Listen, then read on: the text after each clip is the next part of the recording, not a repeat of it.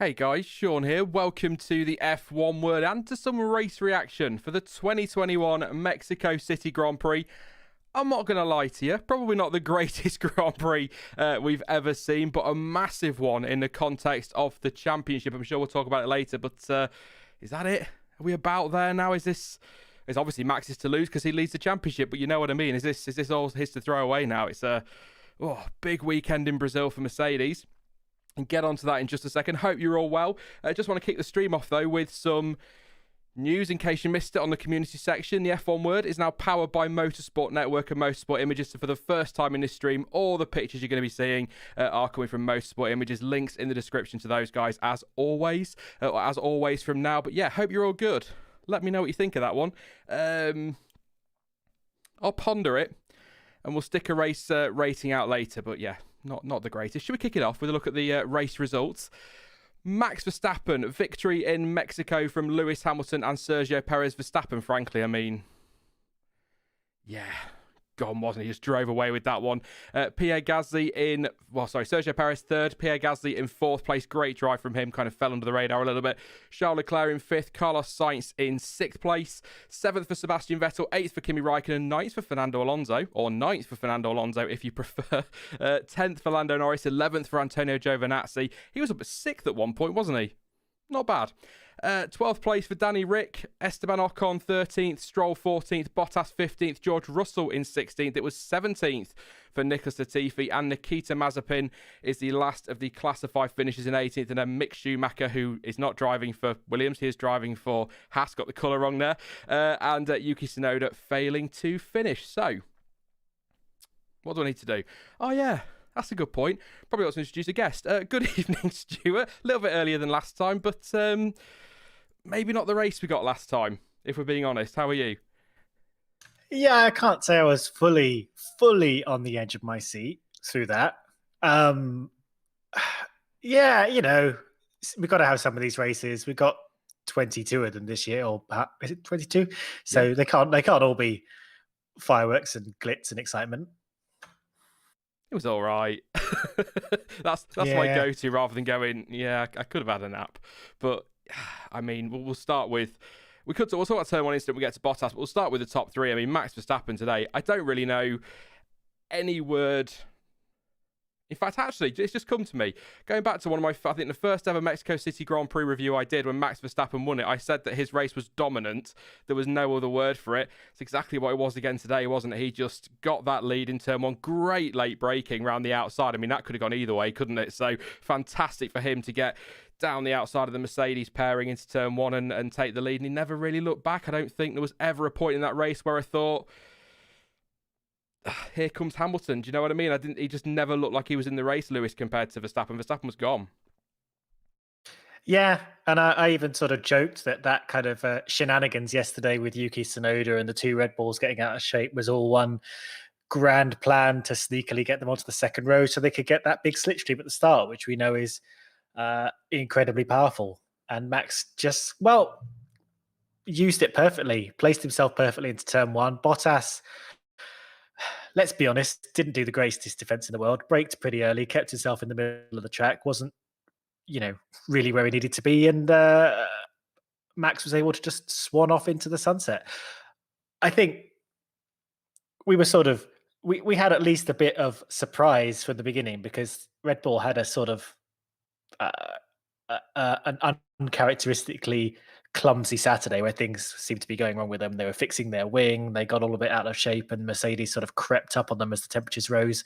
So it looked like we had a battle ahead of us today. But yeah, after turn one, it became quite clear that they were just on another level again, Max and Red Bull. Yeah, I guess on the start, I suppose, with Bottas, I'm quite surprised. Do you remember 2019? Off the line when Sebastian Vettel just squeezed Lewis Hamilton right onto the grass on the run down to turn one. I'm quite surprised Bottas didn't do the same for Verstappen, or at least close that line off, because that is the racing line down there, isn't it? So it just seems odd that he's not come across and covered that. I don't know what the strategy was for Mercedes, because Hamilton got a good start and he was alongside his teammate, and I think outbraked Bottas into turn one as well. But it was just a little bit odd, wasn't it, that he didn't really seem to want to put that squeeze on like we saw from Vettel in 2019. maybe just didn't want to be getting too involved in potential collisions with his teammates' title rival. I don't know, but yeah, a bit of an odd one from Bottas, that one for me. But Max was just superb all afternoon. I'm trying to think. There was one moment, wasn't there, into the stadium section at the hairpin where he locked up and went a little bit wide, which allowed Bottas to get him on the straight, and then Verstappen ended up getting him back and lapping him, and it just, that was about as dramatic as his race was today, unless I've missed something huge, Stuart. But just nothing really, not negative, but nothing really to say other than he took the lead and effed off with it, basically.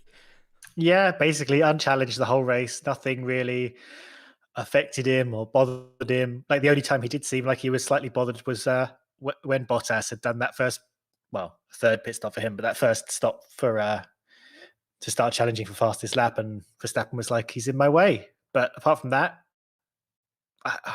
just had the whole track to himself, didn't he?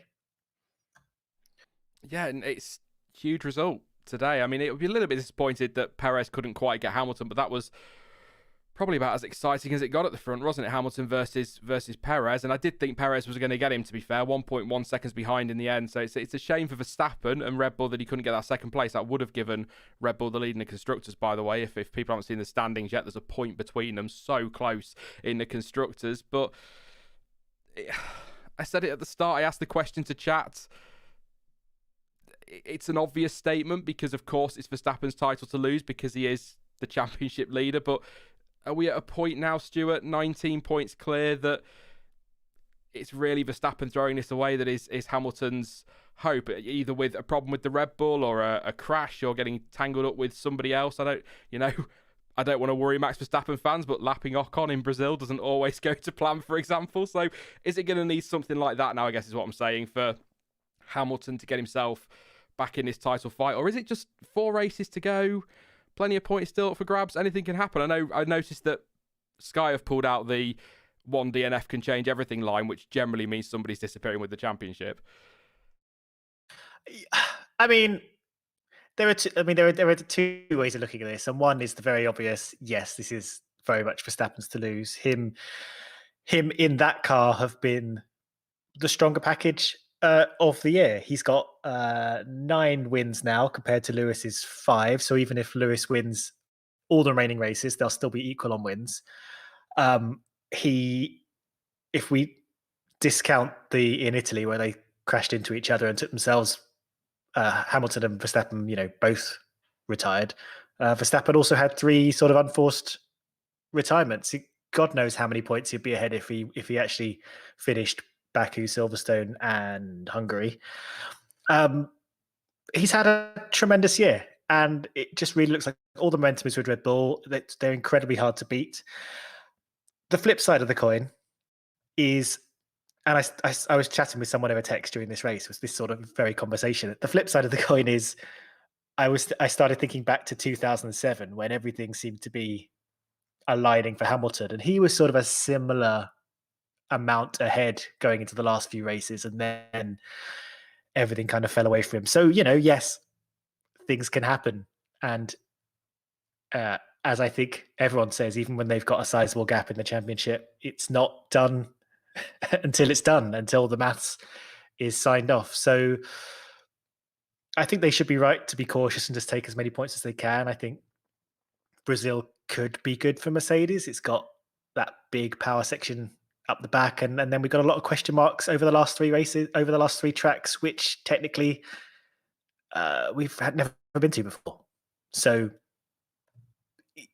there are still question marks, but I would be surprised if Verstappen lost it, and I think he's done a tremendous job to earn the championship should he win it. Yeah, I think I was just going to say that, Brazil, people seem to say it's a Red Bull track, they'll cruise it, but we've seen some great races there over the years. If it, the weather there, you never know, which is why it's so good as a title decider, by the way. If you never saw Brazil as a title decider, it is where it should be. It's as simple as that. It should be the last race of the season. I bang that drum. I'm not going to stop until they do it. So you never really know in Brazil. It could swing there. And then, as you said there, Stuart, Qatar, we don't know. Saudi, we don't know. Abu Dhabi, the track changes there, we don't know. So it's still somebody said in their chat, Mario saying until the fat lady sings. That's basically it. It's not over until the fat lady sings, but it feels again, as it was in the US, like a very significant day for the title today. But not got much else to say about Max because he just disappeared with it. So if you're a Verstappen fan, I'm not hating on him. There's just nothing to say, which is probably, if you're a Verstappen fan, a good thing because it means that he was just unchallenged. Didn't sound out of breath, did he? Didn't seem to be breaking a sweat. I'm sure he was, but fantastic drive. Lewis Hamilton, good job, actually, I think, today to fend off Sergio Perez with the pace. I mean, Perez was hounding him for most of the Grand Prix, wasn't he? I think Checo drove very, very well today, actually.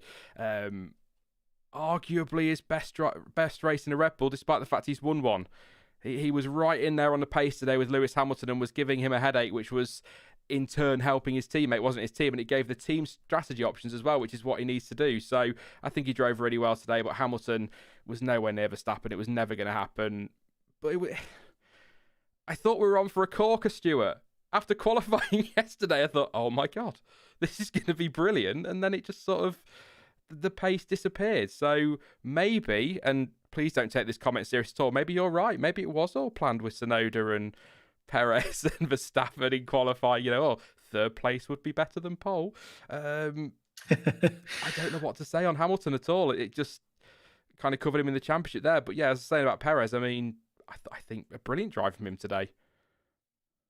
Yeah, actually, genuinely had some great pace, used a slightly alternative strategy to his advantage. I actually thought at the time when he didn't, when Red Bull didn't pit him to cover off Hamilton's undercut, it seemed like a bit of an error because immediately the sort of, you could see in the AWS sort of overtake graphic that his advantage slipped away within 2 laps. But actually taking him longer and allowing him to have fresher hard tires in the second stint paid dividends, and nearly worked for him. But as we saw, this track is a nightmare to overtake on. But we saw some really good pace with him. We saw him challenge Hamilton for that second place. He couldn't get it for a number of reasons. I mean, Bottas couldn't overtake Ricciardo either, so it's just one of those things. But I think he got the best result he could have got here, and you could see how happy he was when they parked up in the stadium at the end of the race. So yeah, I was really impressed with him. I think he got everything he could out of this race. I was watching the celebrations afterwards, and I had to check that Verstappen and Hamilton hadn't been given penalties or something because I thought Perez had won.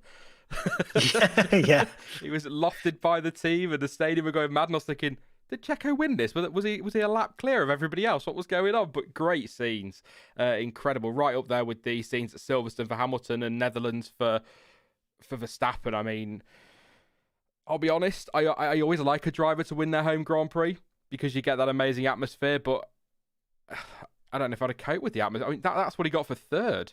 First Mexican driver on a podium, first at a home Grand Prix, first Mexican driver to lead his home Grand Prix, as Crofty kept banging on about.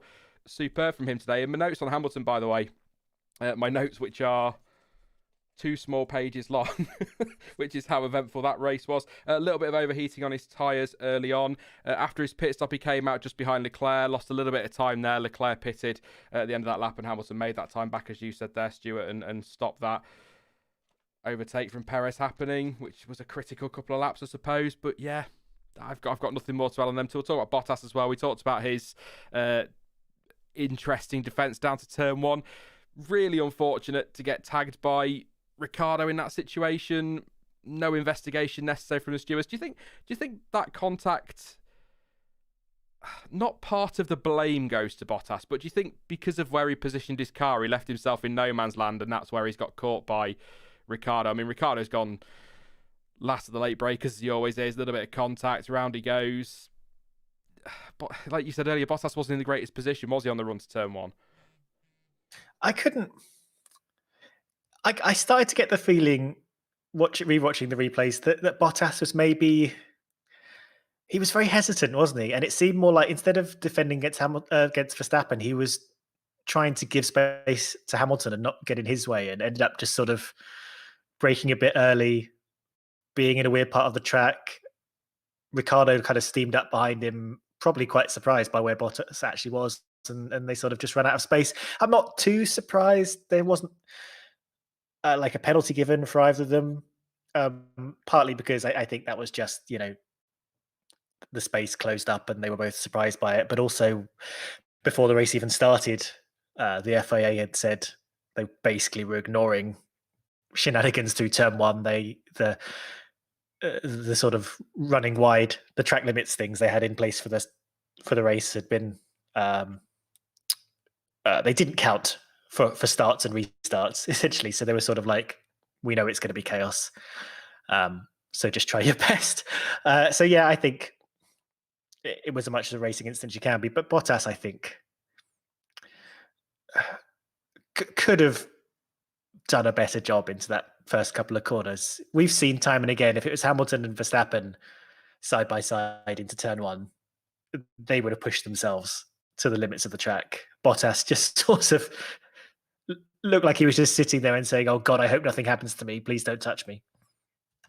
Imagine him with his eyes closed, clinging onto the wheel. No, no, no, no, no, no, no, no. Or something like that going through turn one. Where are you in chat? I just saw you. Zizzy221 says it's karma for Hungary. RC Ritter FPV says Bottas seemed to be thinking about the second corner, which is fair enough. Bottas had to be passive to make sure he didn't challenge Lewis. That's from Adonis. Yeah. Maybe was positioning himself for turn two. Could be a good argument there, but you've got to be so careful in turn one. But he was just going backwards, wasn't he, off the line, which is kind of the problem with pole position in Mexico. You get pole, it's not really the best place to be. Where else is like that? There's Russia's like that, isn't it? You can't really afford to be too excited about pole position. But lovely trophy, by the way, that Bottas got yesterday on the subject of pole position. Really nice touch. But he then just kind of fell through the field, switched to the hard tyres early on. Ricciardo did the same, and then they just followed each other around for most of the race. I went through the Motorsport Image archive. There's so many pictures of just Ricciardo and Bottas, Ricciardo and Bottas, Ricciardo and Bottas.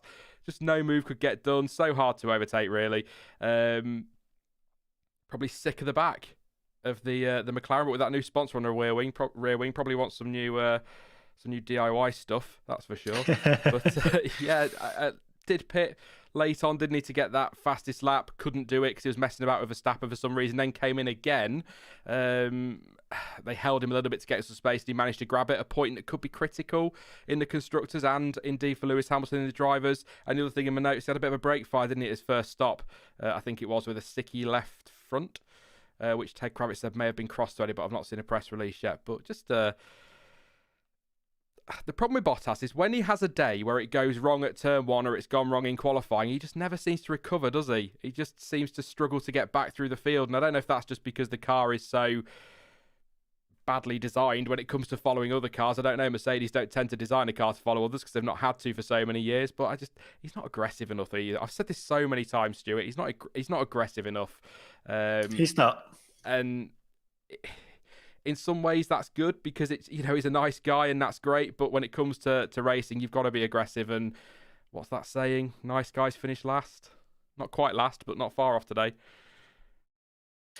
Yeah, I mean, his best days are when he's fairly unchallenged and he's got a good setup underneath him. He's at one with the track and he just kind of runs away with the race. Like I said, into turn one, he was never going to sort of push Verstappen to the edge of the track and squeeze him out. He just sort of sat there and I know it wasn't really his fault. He was stuck behind Ricciardo, but it just never looked like he was ever going to challenge him. I mean, he's going to need to sit down in a quiet room and sort of punch a Ricciardo punching bag at some point just to get the Ricciardo out of his head, because Ricciardo just ruined his race at turn one and then continued to ruin his race for the next 70 laps. Got back to his driver room and he's got a dartboard with Ricciardo's face right in the middle. Just darts it all night like I hate you.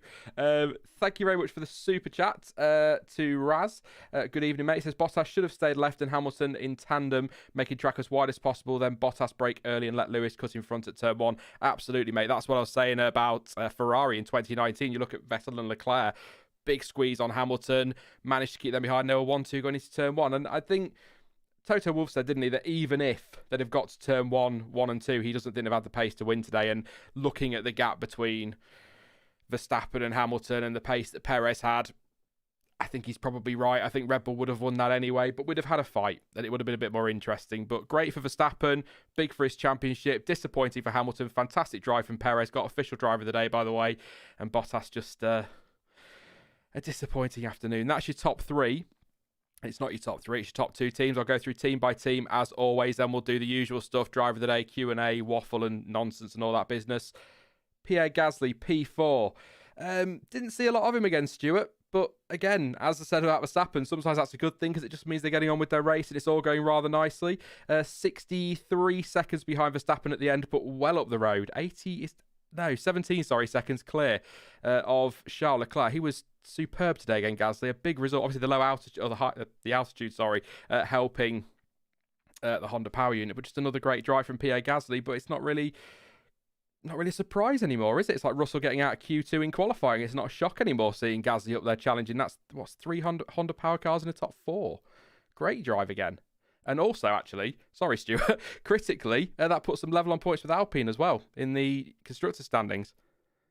So many exciting battles in the constructors and the midfield championship. But yeah, another great day from Gasly. I think we just expect it now, don't we? And I think yesterday was his 7th time qualifying in the top 5 this year. So just he's having a great year. I'm not sure where he's going to end up. Like once his stint at AlphaTauri is over, probably, I don't know, Alpine or something. But yeah, I think he's having a great time.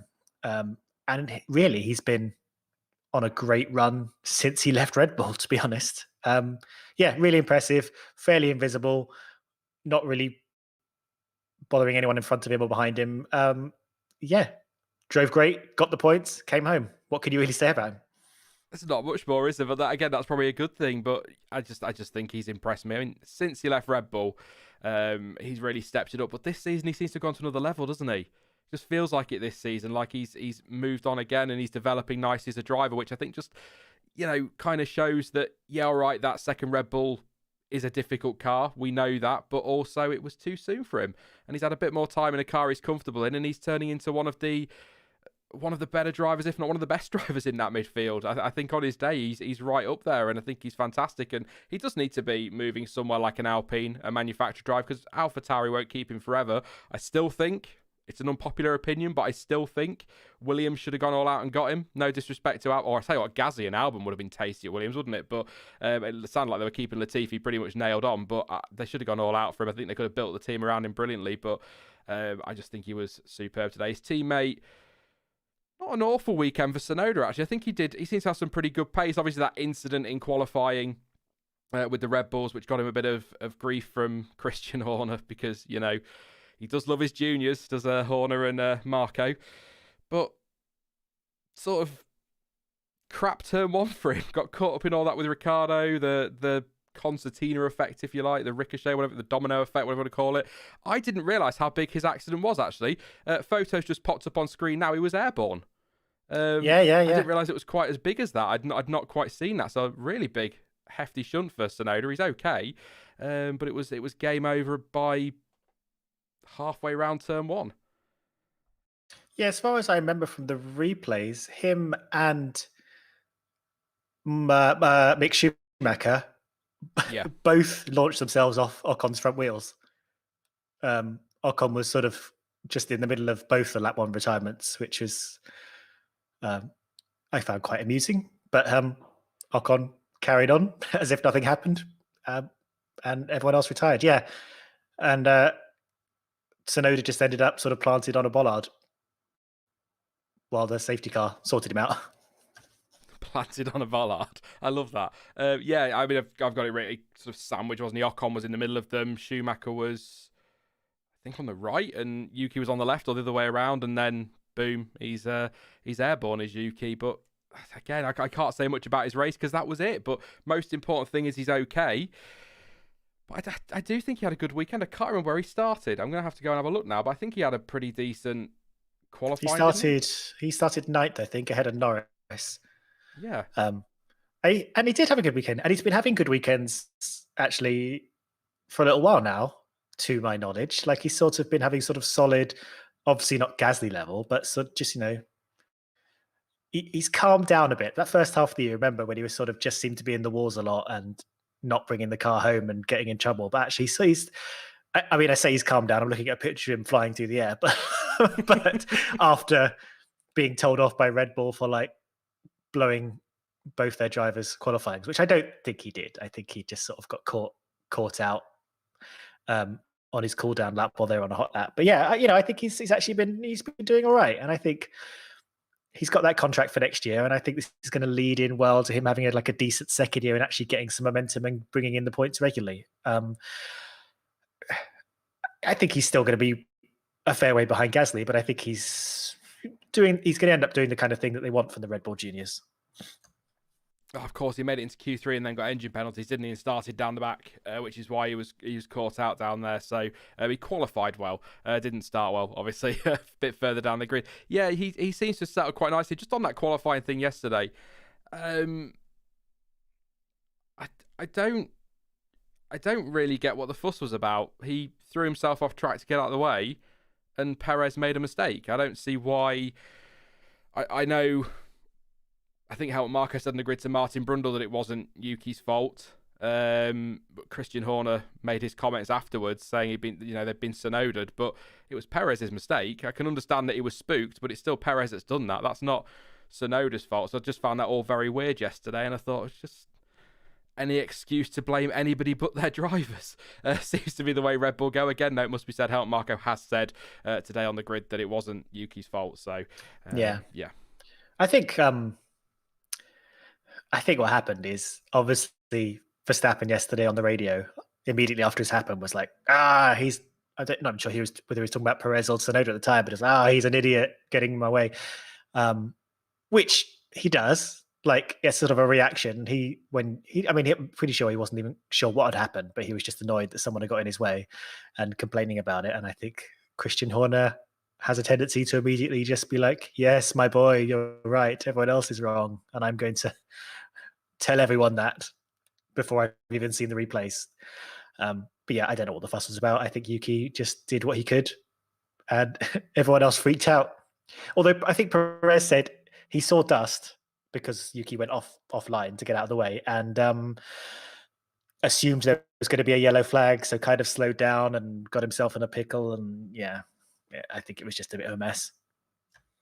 Yeah, I suppose there is that, isn't there? The yellow flag thing. Actually, Max did say, didn't he, got caught out by the yellow flag last time they were there in 2019. So I could sort of understand that, but I don't know. I think there was a communication thing, wasn't there? He needed to be told sooner to get out of the way, but I don't think putting that on Yuki is fair. But there you go. Some people will. If Yuki Tsunoda had done that to Nikita Mazepin, nobody would have given a toss. Because it happened to Verstappen and Perez, it was the end of the world yesterday. People calm down overnight, of course.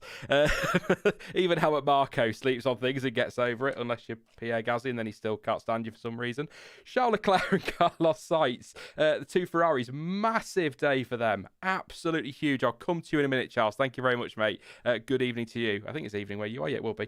But massive day in the championship, Stuart, for Ferrari today. Leclerc 5th, Sainz 6th. Sainz was allowed past to have a go at Gasly. Didn't manage to get it done, so they swapped them over towards the end again. So massive points. That's put them ahead of McLaren in the championship. Sort of followed each other around for quite a good chunk of that race, did the Ferrari boys, and sort of summed up their season. A bit inseparable in many ways, weren't they? I'm loving that fight between them two, and both drove very, very well. It's a weird race, this one. You're going to find, I'm going to say this a lot, Stuart, they drove well because after the safety car, the field spread was just so big and so got so big so quickly, didn't it? Yeah, and that's the thing. And that's why we're, like, as you say, we're going to end up being like a lot of, they drove well, and they sort of stayed in 5th place for the whole race. I think the only thing of note really about the Ferraris, other than they had good pace and they brought home a massive chunk of points for the team, was they did a little bit of a swap around to try and see if they could overtake Gasly. Didn't pay off. Swap back again before the end of the race. And yeah, came home Leclerc Sainz. But yeah, I think, and we'll come to McLaren. I think this might be one of those key races that sets that kind of decides how that Ferrari McLaren battle is going to end up, because I think it's been clear the last few races, Ferrari have been building their momentum and getting stronger, and McLaren haven't really been able to respond as strongly as they did in the first half of the year. So I think we're reaching that point where it's looking like Ferrari are going to bring it home now and take that third place. I don't know how you feel about that. It's one of those things. You kind of nailed it there. That 6 races ago, I think McLaren had it not mathematically in the bag, obviously, but on pace they seemed to be clear, didn't they? And then Ferrari got their engine upgrade, and they've just seemed to really turn things around. I think Sainz, who had started the season very well, has just continued to grow into that team so nicely. And Leclerc, people disagree, but I still think he's a phenomenal talent, and you give him the car and he will deliver. I mean, that's 5th place. He's had a couple of 4th places and a 5th place now in his last 3 races. I mean, that's what he needs to be doing. So I think Ferrari are looking a bit like Verstappen and Red Bull, and they look the strongest now. So I think it's theirs. It's theirs now if they want it. It's just, if 2021 has taught me anything, in fact, if the last 18 months has taught me anything, it's to expect the unexpected. But this season's been one of those years where it's just ebbed and flowed, and so many dramatic moments and twists and turns and surprises. I mean, a Red Bull win at Paul Ricard, I don't think anyone saw that coming. Red Bull win at Cota, I don't think anyone saw that coming. So it can change so quickly, and it's the same with the championship. It's the same between Ferrari and McLaren. But if I was a betting man, that's a lie. If I was a betting man, I'd put them in a McLaren because I'd get more back. But you know what I mean. I'd probably put the money on Ferrari now for a safe bet. I think they're looking good. I don't want them to though. And I don't want Verstappen to either. That's not biased, by the way. I just want it to go down to the wire. I don't want anybody to disappear with any place. So if Max and Ferrari could just ease off a little bit for a few races and let everyone catch up a bit, and we'll have a great fight in Abu Dhabi. Because that's how sport works, you see. Charles Leclerc, nice overtake around the outside of Fernando Alonso in turn 1 on lap 32. He was on fresher tyres, though. Big shout out to Carlos Sainz as well, who drove for 132,000 laps before pitting for the hard. Lap 42, end of lap 42 he pitted on the hard tyres. He's another driver, him and Perez. I know Norris did the same today. So him and Perez just love to go really long on their tyres, don't they? So, yeah, I think that's my moments of note for Ferrari today. I think you've mentioned there about the switcheroo, which they sorted out. But, yeah, absolutely. I'm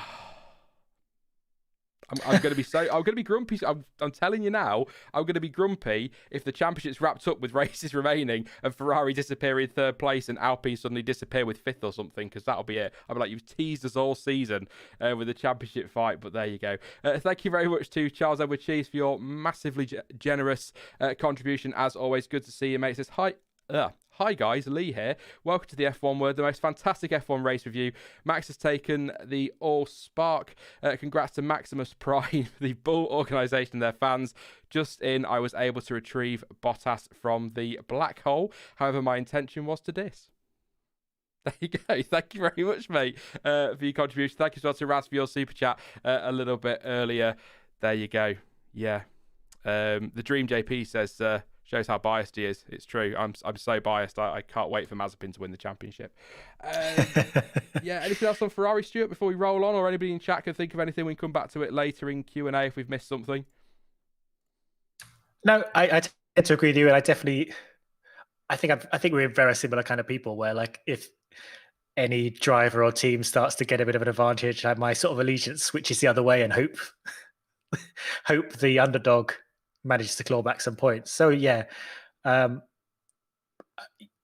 hoping this Ferrari McLaren thing goes all the way, because it's been really exciting all year long, and actually it's been surprising and delightful how many sort of inter-team battles have been raging on all year long, considering this year we didn't really expect there to be much development or that kind of thing. It was expected to be a kind of static year following on 2020, and there's been so many tight rivalries that I think we're a bit spoiled, really. So yeah. I guess even if it wraps up a race or two early in a couple of these battles, I think we'll still have had a good year. Oh yeah, we've still had a great season, whichever way. I still think best seasons in 2012. I still think there's 2003 vibes to it as well. So it'd be disappointing for it to finish early, but it wouldn't be a terrible season by any stretch. Dream JP, you always catch my attention. Forever Azo says great fact here, Stuart. By the way, if Gasly scores 14 more points, it'll be the first time in F1 history that 9 drivers have all managed 100 points in a season. I reckon Gasly can do that. You know. That's a good stat. I wouldn't be surprised actually. Yeah, nice. I'm looking at the Drivers' Championship now on the stream, and uh, of course, the extended season does help. That it's the longest one we ever had, but yeah, that would be rather incredible, wouldn't it? And especially this year, we've had a larger number of drivers sharing the bigger points, and not all just being hoovered up by like 4 of them. Kind of builds on as well what we're saying there about how good this season's been, doesn't it? To be in that position, we could have 9 drivers on 100 points. Forgot to say as well, by the way, for Charles Edward Cheese, let's see if we can get the likes to 500. 1,170 watching. We're on 198 likes. Let's try and get that to 500 for Charles for those awesome contribution. And keep that question if you can, Umar. I will try and answer that. It's not an F1 related one, but I'll try and answer it in Q&A a little bit later if we've got some time. Sebi Vettel. Did I just say Sebi Vettel on stream? Apparently you did. Sebbles. Is that late night madness kicking in? Here it comes. 7th place for Seb Vettel. I'm sure we saw quite a bit of him, and I've got nothing. Unless I did fall asleep. I mean, that's completely possible. Help me, Stuart. I'm just going to have a quick flick through my nose. Vettel had a good race. He had. Hang on, I've even got the press conference thing here. The press release here. He sort of. He was quite lonely. He was quite lonely for a lot of the race, like like a lot of people. But in his press release, he said he benefited from the spin from Valtteri Bottas, although he was held up by the crash and the damage to Ricciardo's car. But they were gained a place over Giovinazzi using their strategy. But otherwise, he sort of had a kind of, again, a well-paced, lonely race to bring home some points. I've not even written his name in my notes. How terrible is that? He was definitely in the race. He exists. It's not a figment of your imagination, Sean. Yeah, I mean, look, it's, again, I look at the gaps. So Vettel's assigns is 7 seconds, Raikkonen 5 seconds back, Alonso 8 seconds back, Norris 2 seconds back, Giovinazzi 34 seconds back, Ricciardo 8 seconds. It's one of those races where nobody was really anywhere near anybody in the end apart from Bottas and Ricciardo. So I'll take your word for it on the press release. I've not read it yet, Stuart. So you could have said anything then, which could have been brilliant. Sebastian Vettel has announced his retirement. What? Yeah, I mean, last lap, for those interested, was a personal best. Actually, second fastest guy on the track on the last lap. Seb was flying. Did he make an extra stop late on or something? Or have I missed? No, one stopper. So, yeah. Lance Stroll, 14th in the end for him. 17.5 seconds behind Esteban Ocon. There was a nice moment. I've written that one down. Around the outside of George Russell, was it? Yeah. Yeah, turn 1, lap 56. That was a nice move by Lance. And also, must say as well, slow stop, 6.7 seconds. His left front was sticky. So that was probably cost him some time, although 6.7, he's still have been well off Ocon come the end of the race. 2 laps down as well. And Stroll almost into the back of a car. I didn't know what the car was on the opening lap. Just a car. I was obviously waiting for a replay. Did cut the corner, gained a couple of places, but gave them back. I saw that on the timing streams. He was up and down all over the place. But yeah, apart from that, from Lance Stroll, a nice move. Slow pit stop, cut the corner on the opening lap, nearly went into the back of somebody. Otherwise, pretty dull race. I think, really. 2 stops to be fair to him, though, so that's probably why 17.5 seconds behind Ocon, take off the 22, would have been 13th. Yeah, he didn't. I was expecting him to sort of make up a bit more ground than he did. I know he had to sort of start from the back, but I think I was expecting a lot of people who got stuck in the wrong position to make up more ground, but everyone just seemed to be a little bit stymied in moving forward. So yeah, he did sort of very slowly edge his way towards 14th place, which I don't think he was particularly happy with. But at least he got to make an overtake this race, which was more than some people can say. Yeah, he got to do something, didn't he? Which was nice. Kimi Raikkonen, P8 today.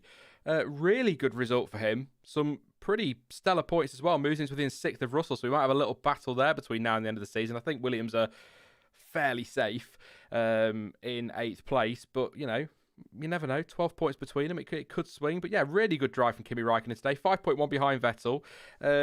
Raced well. Giovinazzi, actually, his teammate, obviously, was up to 6th, wasn't he, on lap 1. And I thought Gio was in for a mega result, but it never really came to anything. And Kimi just sort of got on with it. Really enjoyed his... It was a brief fight, I think, with George Russell early on. I quite enjoyed that one between the two of them. Kimi Räikkönen coming out on top, getting past around the outside of turn 1. So, yeah, I'm actually... I think of... Obviously, it was great to see Perez on the podium. I'm not going to deny that for a second, but I think of all the results today, I'm genuinely really... probably most happy for Kimi. It feels like a long time since we've seen him pick up a point. And I'm going to go and check when the last time he scored a point was, actually. I'm guessing it was a fair while ago now. He's sort of... Alfa have kind of been 11th, 12th place, haven't they? Russia. Was it Russia? Russia. Not too bad then. But then before that, it was Hungary. I mean, he's only scored points 4 times this whole year. So... Wow. But yeah, he was very racy. In fact, Gio was as well. They were both looking like really hot today. It's a shame, Gio didn't get anything out of it.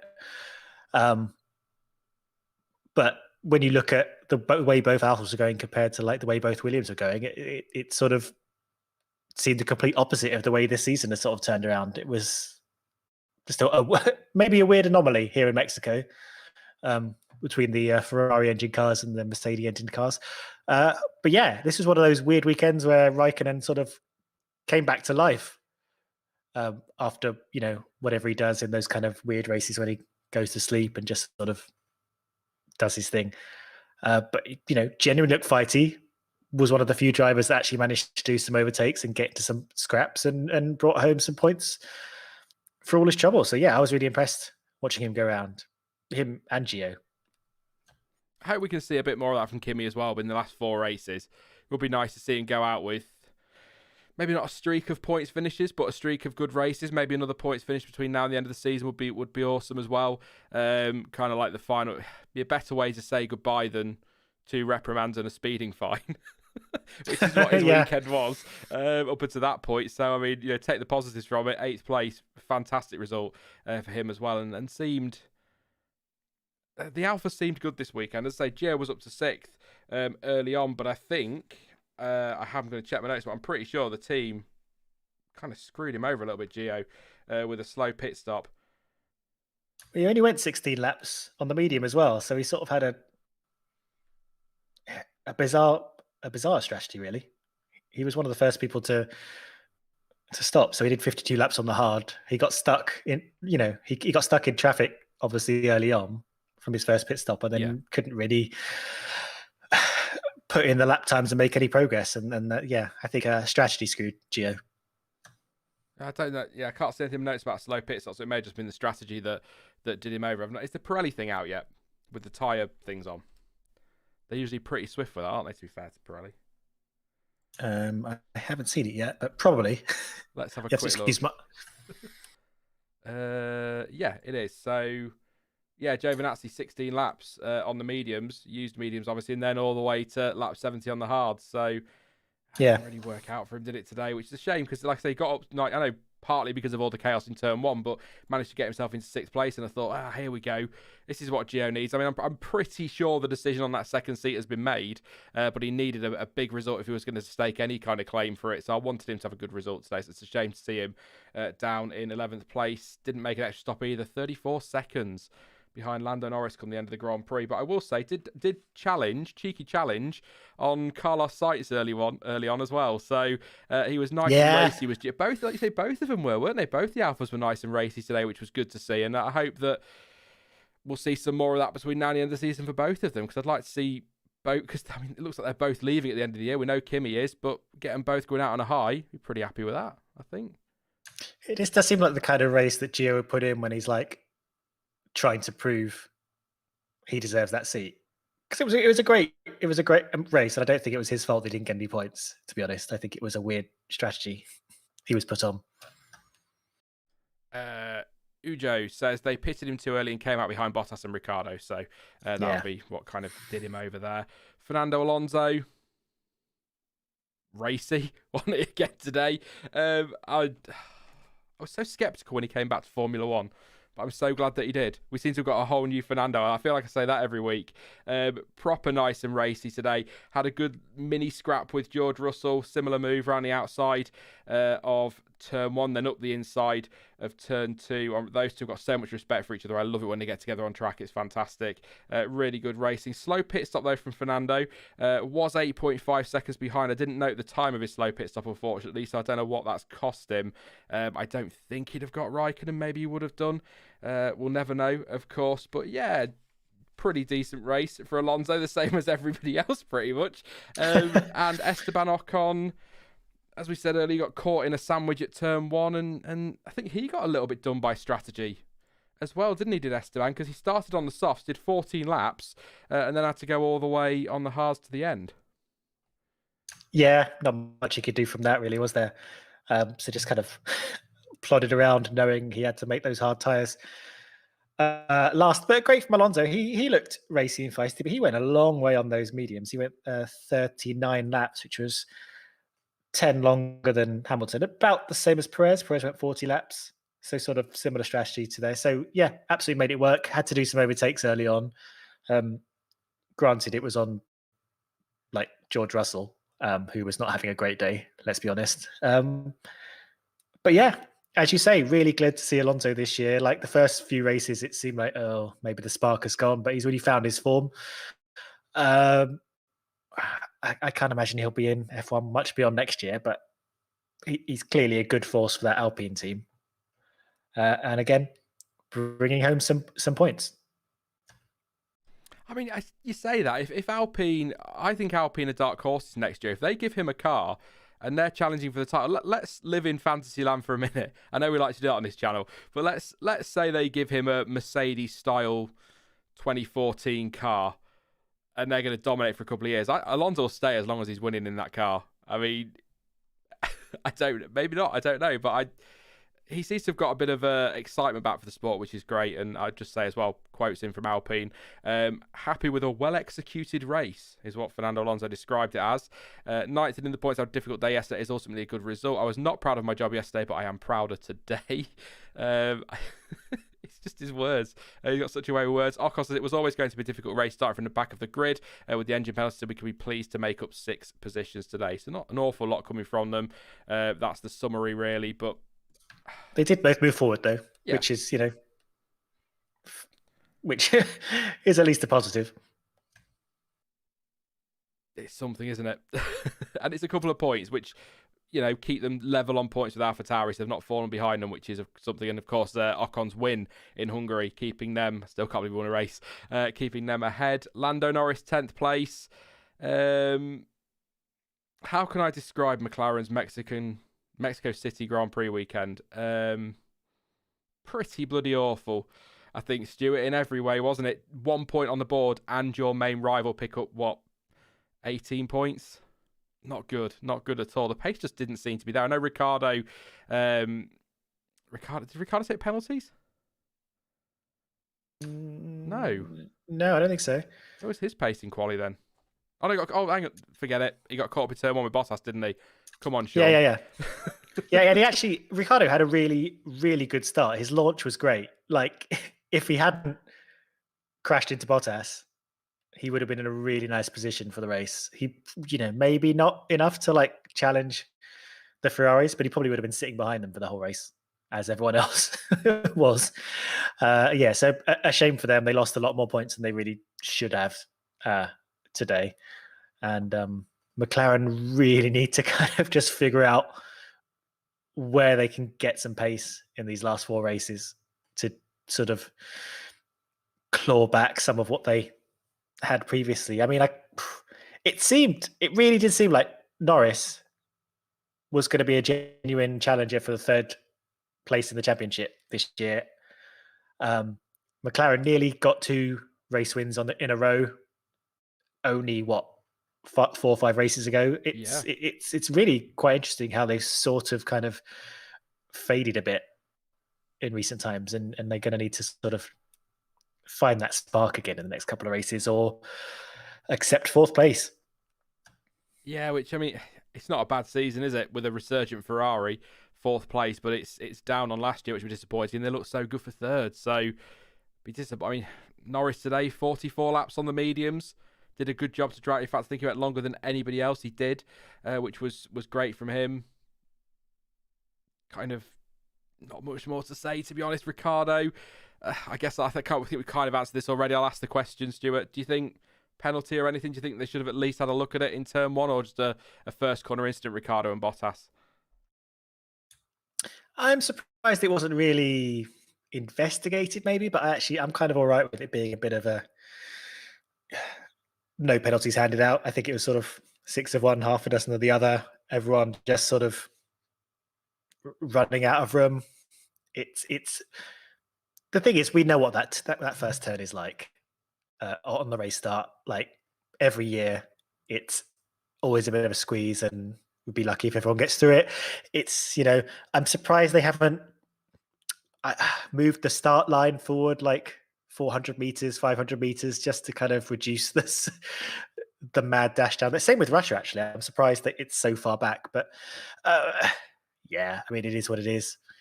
So yeah. Yeah, I tend to agree. It's one of those things where I don't want that investigated. I don't want it to be penalties for people, because 20 cars steaming into turn 1, something's going to happen 9 times out of 10, isn't it? It's to be expected. But I was just quite surprised not to see at least turn 1 incident noted. Do you know what I mean? Just something from the stewards. I'm quite surprised it wasn't looked at in any way, shape or form, because we know what they're like usually. But then, having said that, they've been really quite lenient with a lot of things this weekend, haven't they? Changing the rule for turn 1, for example. You don't have to go to the left of the bollard so long as you don't take the mickey with it, and you give the places back that you gain, and maybe just a little bit more lenient this weekend, which is what we want to see. But we also don't want it to go too far the other way, so that you've got drivers wiping each other out and there's no consequences, obviously. But yeah, I think I wouldn't have given a penalty for that, in all honesty. One thing I was going to say, and it's gone out of my head, so if it comes back to me a little bit later, I will come back to it.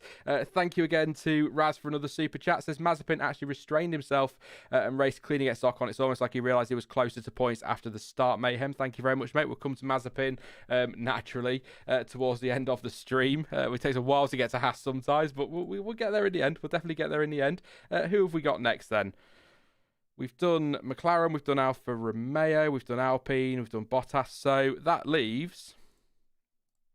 I didn't actually put the pictures up for Alfa Romeo, Alpine and McLaren, so apologies for that. I'll leave it up again. But we'll talk about Russell. In fact, I'll put them up in a minute. We'll talk about Williams and Haas. Let's do that, and then we'll put those pictures back up. I forgot to change them, Stuart. The problem is 11 o'clock. Honestly. It's a disgrace. Unsubscribe. Yeah, Russell. You got your brand new pictures this week. I know. And you don't even use them. You're fired. Russell 16th today, up to 9th at one point. Was he 9th? 8th or 9th at one point. Really good start. Kept him start the chaos in turn 1. Just sort of went backwards from there. The pace clearly not there for Williams today. Russell down to 16th. Latifi 17th. Yeah, I've got not anything on them really, other than Russell obviously getting passed by Alonso and Raikkonen and others as well, because there was just no pace in that car to challenge today. I don't think I've had the press release through either, but I'd imagine it's going to say something along the lines of the pace just wasn't there today to challenge for points. It's generally what we get from Williams, but there you go. They finished the race, and that's kind of a little bit like Haas. All they can do if they've not got the pace to challenge for points, and just hope there's some chaos. So, yeah, I mean, Sky were a little bit weird today with Russell. They made a couple of comments about, I think Damon Hill asked him, you must be counting down the races before you leave, and then I think there was a comment made by either Martin Brundle or Crofty in commentary where they were sort of going, only 4 races left, and you think, well, he's been great at Williams. They've gave him his chance in F1.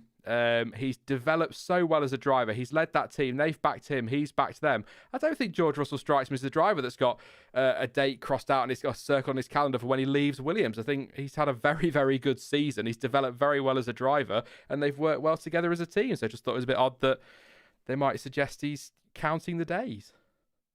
And to be honest, I think it's a bit of a, let's say, rubbish question to ask him, because what's he going to say? I'm really looking forward to leaving my current employer, and all these people that I work with and who support me every day. Is he really going to say that? I'm a Mercedes junior, get me out of it. Yeah, I mean that's just. I mean that's the kind of thing Alonso would say at sort of McLaren Honda back in those days. But no, he's a nice guy. I think he is enjoying his time with that team. I know he's looking forward to like a more competitive car, but he's not going to say that on the grid, is he? Yeah, it was a funny day for Williams as well. It was more reminiscent of their kind of early part of the season where they'd sort of qualify probably higher than they should and then just couldn't maintain the pace during the race, and they just sort of dropped back into the sort of lower end of the field, and that's kind of what happened. I think I've got a suspicion maybe all of the Mercedes powered cars, because we, traditionally the Mercedes engine has sort of struggled here with its turbo in particular, with the thin atmosphere and lack of oxygen to work as well as some of the other power units. And I wonder if the Works Mercedes team have managed to sort of extract something or do some magic that the other teams haven't, because McLaren struggled more than usual, Mercedes struggled more than usual. Aston Martin are sort of a bit of a struggle fest anyway. But you know what I mean? I feel they just seem to all be a little bit off, and I think we saw that from Williams today. They were just like not in that kind of improved level of pace that we've expected from them in the second half of the season. No, it's a fair point. Because like I say, McLaren 10th and 12th. Hamilton didn't have the pace to challenge. The Williams down in 16th and 17th. The only thing is that Seb Vettel was 7th. So maybe he prefers a little bit less power in his car. I don't know. But yeah, I mean, it's a fair point. I don't think Brazil's going to be as one-sided as we've seen this weekend at all. There'll be some that do, but I'm with you. I don't quite know what Russell's response. I know probably Crofty or Martin Brundle's commenting commentary was a joke, but the question by Damon Hill was just weird. I'd be quite surprised if he was going to turn around and go, "Yeah, can't wait to get out of here, suck it, morons," or something like that. It would just be such a random thing for him to come out and say. Latifi, nothing in my notes about him, so we'll roll on. Just a bit of an anonymous race for poor Nicky Latifi, but like you say, pace just not there for Williams. Mazepin 18th. I want to give Mazepin a little shout out today. That's it. That's all he's getting. No more. Let's move on now. All right. He was up to P11 at one point, and I nearly fainted. He probably nearly fainted. Talk about altitude. That's a bit high for him. P11 for Mazepin today. All right. Okay. He went backwards, but I think he raced pretty well. Some aggressive move, I think, on the start-finish straight, trying to defend at one point, but I think he raced really, really nicely, defended well for the most part, and it was just nice to see, kind of like Schumacher in Hungary. It was just nice to see Mazepin able to race somebody other than his teammate or getting out of the way for lap traffic for a change. So I think he drove pretty decently today, actually, which, all right, 3 laps down, 75 seconds off the car ahead, but it wasn't his worst race. No, genuinely. I mean, I feel like we're marking from quite a low benchmark, but actually, yeah. I mean, he had a rubbish qualifying, but, kept his nose clean.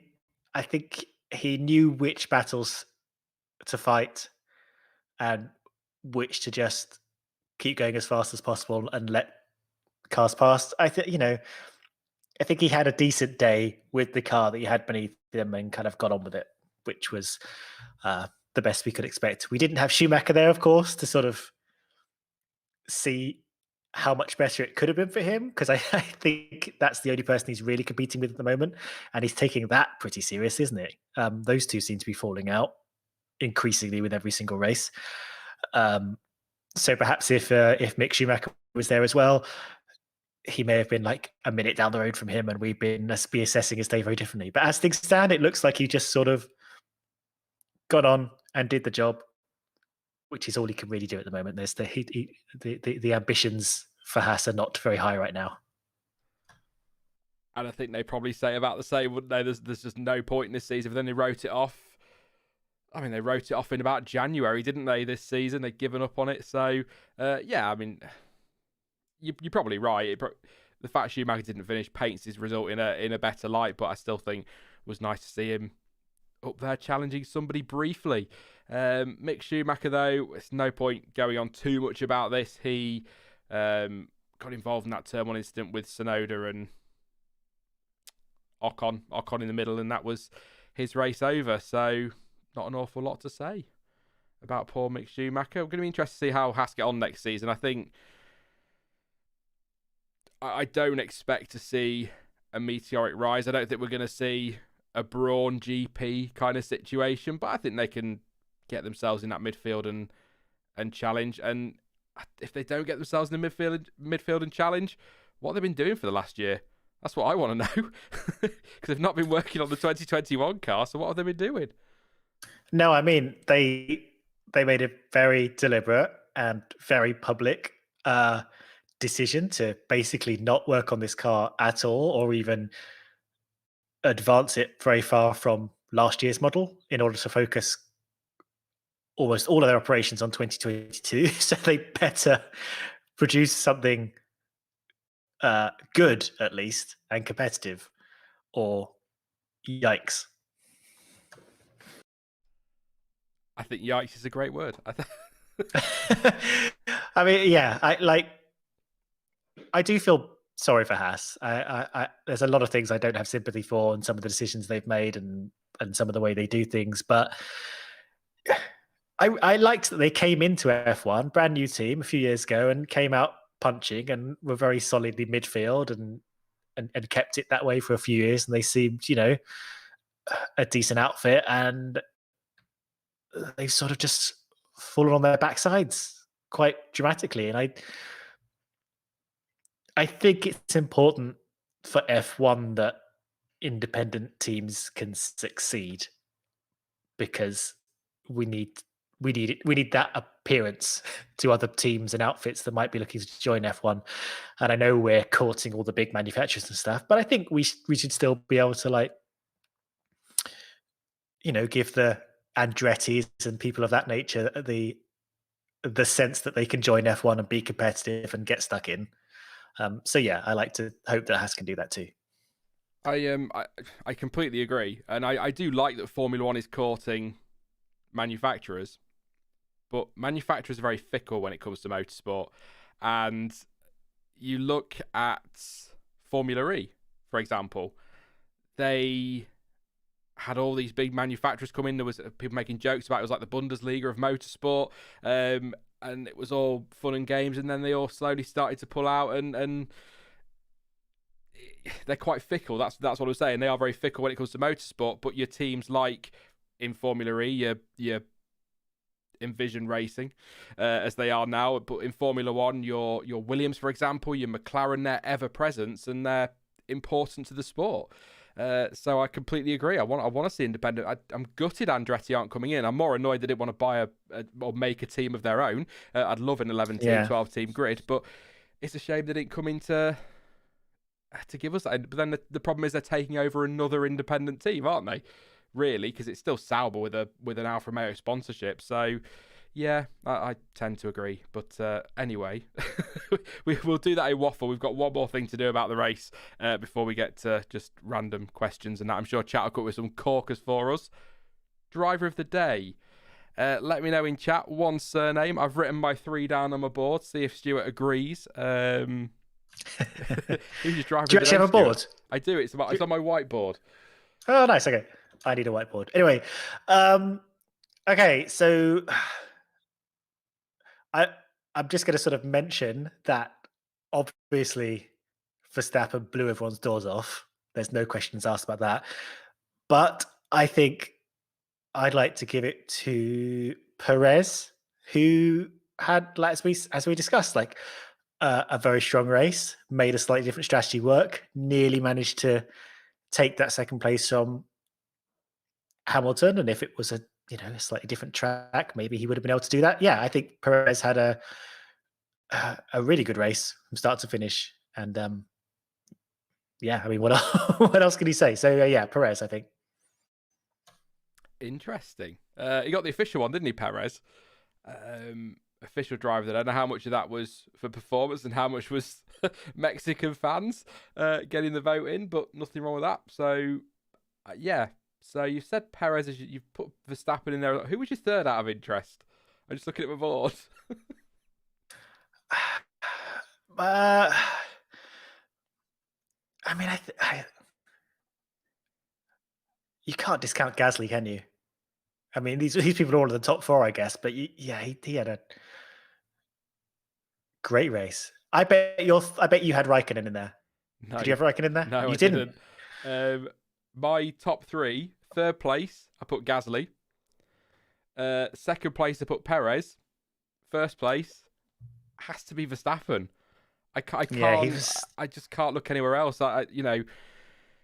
If Hamilton did that in a race where he just disappeared and went 16 and a half seconds clear of Verstappen, I'd give it to him. If Bottas did it to Hamilton or Verstappen, as unlikely as that might seem at the moment, I've got to. Any driver that can do that 16 and a half seconds against their main championship rival, all right, a track that favours the Red Bull, but that move in turn one down the outside, how he controlled the race, he didn't even see to break a sweat, but he's 16 and a half seconds up the road, and it was a massive day for his championship. And I said earlier in this season that it could be quite critical. You know, Hamilton's won 7 of these. He's got this experience, Verstappen hasn't, and I thought maybe that would come back and maybe we'd see that lack of experience in the championship fight come and maybe bite Verstappen a little bit. But on today's performance, I think Hamilton needs some luck, and I think that's why I've got to give Verstappen driver of the day, because he was just so bloody good today in such a critical race, a race he was expected to win, and he did. And we've seen races before, a driver go into leading the championship, they're expected to win, and they struggle. We've seen it in F1 history. So I think great drive from Verstappen, but I might actually switch my top 3 up a little bit, seeing you pick Perez. I might just shift Gasly up to P2. And give a honourable mention to Raikkonen and one to Carlos Sainz as well. I think Sainz was bloody good today, but I'm becoming a Sainz fanboy, aren't I? So I need to stop it really. Oh, Sainz sucks. He's rubbish. Terrible driver. What are you guys saying in chat? I'll do the super chats in just a moment. Kimmy for Adam. Dak or DAKZ says Gasly. Red Bull Sal Patronus gone with Fiat. Big Man Pat says the crowd. Nuke Dukem says Raikkonen, Gasly, Vettel. Vettel's a fair shout, actually. Up there in P7. Didn't think about Seb, despite my weird name for him. J. James says Gasly. Orca says Sainz. Joel says Kimmy. Isaac says Gasly. I'm just going to gameplay because I'll butcher your name. Verstappen, sorry, it was scrolling all over the place there. James says Perez. George says Gasly. Alex has gone with Max. Jessica's gone with Gasly. Fanta Boy says Perez. Pascal says driver of the day, Kimi Raikkonen. Joe's gone with Perez. Mike's gone with Perez. Alexis gone with Gasly. Who else we got? Written has gone with Perez. Did nothing. So disagrees with there, Stuart. I think that's unfair. Wow. Said he did nothing. I mean, he drove a car for 2 hours. It's a bit more than I did. I just sat and watched it, but I don't think he did nothing. He was 1.1 seconds behind Hamilton and pushed and gave Red Bull strategy options, but each to their own. It's all about opinions and all of that one. Gasly for the Scran Station 2. Who did I miss there? Vic says Gasly and Perez. Joel says Raikkonen. Adonis says Perez. Keep scrolling down. I've done yours. Gazman, that was. I just saw somewhere if that was you. Dylan. Sam says Verstappen should get driver of the day. He absolutely dominated. Had 0 threats past turn 1. We've stunned Jessica's. We've done Nuke Dukem. Matthew says Perez. Couple more. Kimmy for Mr. Bungle. And Isaac says no one says Stoff yet. Weird. Exactly. Very weird. So we'll put Stoffel in there. And yeah, we'll leave it there. Mr. Bungle just saying P8 in an hour from pure pace for Kimmy. So that's a fair shout there. I think that's a very, very fair shout for Kimmy. I probably should have picked him. It was an opportunity to pick Kimi Raikkonen and I didn't. That could be the last chance to pick him for driver of the day. Although he'll win in Abu Dhabi, won't he, on the fan vote? Oh yeah, he'll get the Hulkenberg trophy. The Hulkenberg trophy. Only one he got in F1, so I mean it's something, isn't it? But that wasn't supposed to be the dig that it came out as, actually, to be honest, on poor Nico. I've defended him enough. Leave me alone. If you've got any questions in chat, let me know. Ideally race related, but as long as they're, for the most part, F1 related, that's fine. I did look up some facts about lemons halfway through the race because I thought we might need them. Okay. I warned you, when it gets later in the evening, Sean just does not function properly in the brain. as evidenced there by my statement and my sentence that was all over the place. Let's do the super chats quickly before I lose my mind. Emily, thank you very much for your contribution. Says, oh God, sorry I'm late. Here is my late fee. Thank you very much. I usually charge double, but I'll let you off. I'm only joking. Thank you very much, Emily. Field says, would you rather over 5 years have championships went down to the wire, but with the same driver ultimately winning, or championships that ended with several races to go, but different winners every year? That's a good question.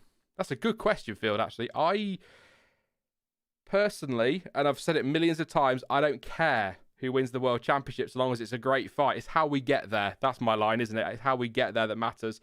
So I would rather have the championship decided 5 years in a row at the finale with the same champion than having a different winner every year for 5 years with 3, 4, 5 races to go. Are you opposite, Stuart? Or No. I completely agree. I think the joy of watching the battle unfold over the entire championship more than makes up for, I don't know, the potential disappointment of being, oh, it's whoever again. And I think, sometimes the sort of first half of Mercedes dominance, when it was Hamilton versus Rosberg, was genuinely exciting because they were fighting tooth and nail for it basically the whole championship long. I know 2015 it ramped up a little bit early, but it was a great battle, and there were a couple in the Schumacher era where Schumacher still won, but it was a lot tighter. So yeah, I think keep the battle going, and if someone wins 5 championships in a row, then they've earned it, frankly. And I would rather someone win 5 championships in a row but have to really fight for it than dominate. do you know, it's weird as well this season. I totally agree, and that's a great question for Phil, to be fair, because it could split opinion. But I don't have a favourite driver. As I've said a million times, I was a Schumacher fanboy. I never really, I sort of did with Jules Bianchi and that. Yeah, so I've never really latched onto another driver like that. But this season, I'm finding it really hard to pick who I want to win the championship. If that makes, there's usually, even if you're not a fan of a driver, you have somebody you might want to win it. And I'm really struggling this year because I'm a Schumacher fan, and Schumacher always said records are there to be broken. So I really want Lewis Hamilton to get title number 8, because if he's going to break Schumacher's records, I want him to do it properly. But it would also be really, really nice to have a new world champion. So I'm kind of like about as 50-50 as you could go with this one. So I was kind of hoping that Bottas might win today and bring himself back into contention, because then that solves my problem. You know what? Other than that weird Bottas thing, I feel exactly the same thing. Hamilton getting the 8, incredible. Verstappen breaking the streak and becoming a brand new world champion, also amazing. Like, whatever happens, it's a gift to Formula One. I just want it to go down to Abu Dhabi, especially with the track changes. That will just spice it up so nicely as well. Oh, please, I want it. It still could happen. It still could happen. A couple of good races for Hamilton, and it could rebalance the championship, and who knows? Absolutely. And Mike, looking at the way fastest lap works, could we change it so that the point goes to either the fastest of the top 10, even if a lower car is faster, or fastest regardless of finishing position? Looking at the way the fastest lap works, could we change it so that the point goes to either the fastest of the top 10, I'm with you, even if a lower car is faster or fastest? So does F2 do that? If someone in the top 10, they get the point, if they've sort of the second fastest lap gets the point, or if they stop that? Where's that from? I thought F2 also, or maybe I'm thinking of Formula E. Yeah, Formula E does it the same way Formula One does. I think they all do it. I think you have to be in the top 10 to earn the fastest lap point. And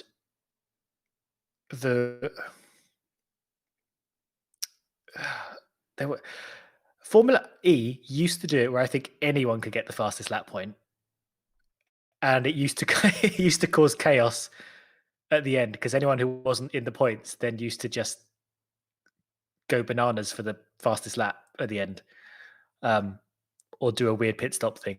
Or maybe that was Formula 2. I mean, I know that's the reason that they don't let people outside of the top 10 get the fastest lap point, because then you do a pit stop and everyone starts causing chaos on the track. It's kind of like you sort of start mixing up qualifying and the race, and it gets a bit dangerous. I can't think of a good reason why you don't just give it to the fastest lap of the top 10, other than they didn't really earn it because they didn't actually get the fastest lap. But then, did Bottas really earn the fastest lap today, or did he just kind of, steal it by going onto soft tires with nothing to lose? It's a bit of a weird point in that regard, because oftentimes we've seen it to someone who just kind of like is able to do a sneaky extra pit stop when they've got nothing to lose. It doesn't really go to like it. Well, it doesn't always go to the driver who's managed to do the genuine fastest lap as part of their normal race. Didn't Piquet and Degrassi go for the title in FE fighting for fastest lap? Or am I making that up? I'm probably making all this up. In Formula E? Yeah. Yes, yeah. In Formula E, in the first season finale, the two championship rivals were like neck and neck, and they crashed into each other on lap 1 and then spent the rest of the race trying to set a fastest lap to get what I think was a couple of points so that they could win the championship. Absolute chaos. Loved it. Absolute nonsense. I mean, maybe I'm in the minority. I actually quite like it as it is. I like that you set the fastest lap, you're in the top 10, you get a point. That's great. But I also love the fact that, for example, today, Bottas can add that strategical element to take it away from somebody else. I quite enjoy that. But in some ways, it would also be nice, because I know that it would cause a little bit of chaos. But if you open it up to everybody, fastest lap gets a point, and you've got a Mazepin driving around, and, like today, Williams didn't have the pace, and Mazepin didn't have the pace. Could they go for a little quali battle at the end? I know they probably wouldn't have had the pace to do it, even on the soft tyre, but I just feel like it'd be nice to let anybody go for it, but then at the same time, do a team like a Williams or a Haas or an Alfa Romeo want to lose millions of dollars in the championship fight because somebody managed to stick on some softs with a lap to go and bang in a fastest lap? But then a world championship could be decided by that as well. So I like it as it is, if I'm being honest. Maybe just me, I don't know. But yes, I'll come to your chat. I've seen quite a few questions come in actually tonight, so we'll get through some super quickly. We might do a speed round. Oh, I don't want to do speed. Can I ask you a very quick question? Oh, go for it. How would you feel? It's the final race of the season. Oh, no. And like Mercedes get Bottas to do the fastest lap to take the fastest lap point away from Verstappen as a championship deciding move. I know I'm like pulling at strings here. Like but it's interesting. It's like a strange little, like, because he did 2 extra pit stops today to try and do this after he mucked up the first one. Like I think it's a very rare, barely worth thinking about thing, but it's all fun strategy until it's like the final race of the year. Anyway, I just think about. I think maybe taint is the wrong word, but it would leave a bit of a bitter taste, wouldn't it, in the mouth if that decided a world championship. But at the same time, it's the same for everyone, So if Bottas comes in 2 laps to go, does fastest lap, Red Bull could pull Perez in to do the same. Yeah, it works both ways. But I totally get the point. I think it would be a little bit like, oh, that's not really what we want. But then it's part of the sport. Sprint quali could still decide the championship. Of course, you got sprint quali next weekend. Well, it might, if ever sprint quality is going to work, it'll be Brazil, where you can sort of fight. That's and true. It might even be raining, and it'll be. I think it'll be the best sprint quality of the year. Be prepared to eat those words. I mean, it couldn't be much worse, could it? Let's be honest. Emily says, was this the most boring race of the season? I think Monaco was a bit rubbish, wasn't it?